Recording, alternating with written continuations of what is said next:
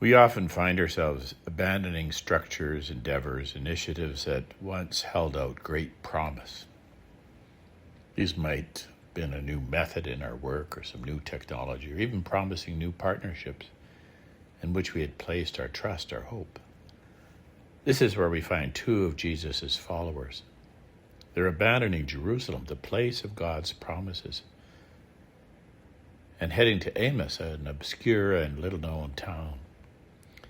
It's interesting that these disciples already possess all the vital pieces of information that form the basis of the Christian belief in the resurrection.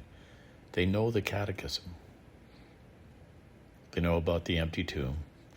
They've heard the narrative of the women who saw the angels. They had the data, but they expected it to produce an easy solution. How often we lose sight of the resurrection because we fall in love with a mistaken perspective, and we end up in delusion and despair. We tend to think the Lord will save us in a particular way, and we've fallen in love with our idea, our hope. But his way of redeeming us is always different from what we expect. These disciples know the facts, but they've interpreted them in a weak and inadequate manner. It seems that in every age we must be liberated from our own illusions, our own interpretations of how God should save us, our own version of the Messiah. Jesus, the stranger, is actually walking beside them, but they can't see him. He challenges their interpretation quite bluntly. You foolish men, slow to believe. It's not very easy to have our interpretations challenged, our convictions thrown upside down. For knowledge is not just a collection of facts, but the correct synthesis of those facts. Jesus wants to show them that there's another perspective, that suffering is an essential part of the path to the kingdom.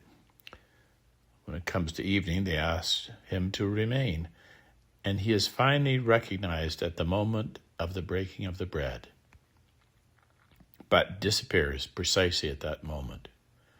For he is no longer to be found out there in some holy place or temple, but in them, in the community of believers, of which they were once a part but had left. And so despite the fact that it's nightfall, a time of danger, they return to experience the fullness of God's presence in the community of believers. They are enabled to do exactly the opposite of what they had been doing previously. Their lives have been changed, and they become witnesses to his presence in their burning hearts. Their hearts have been changed by the stranger who listened to them along the way. In the same way, during the Eucharist, we have our hearts touched by the Scriptures, and then we meet Christ in the breaking of the bread.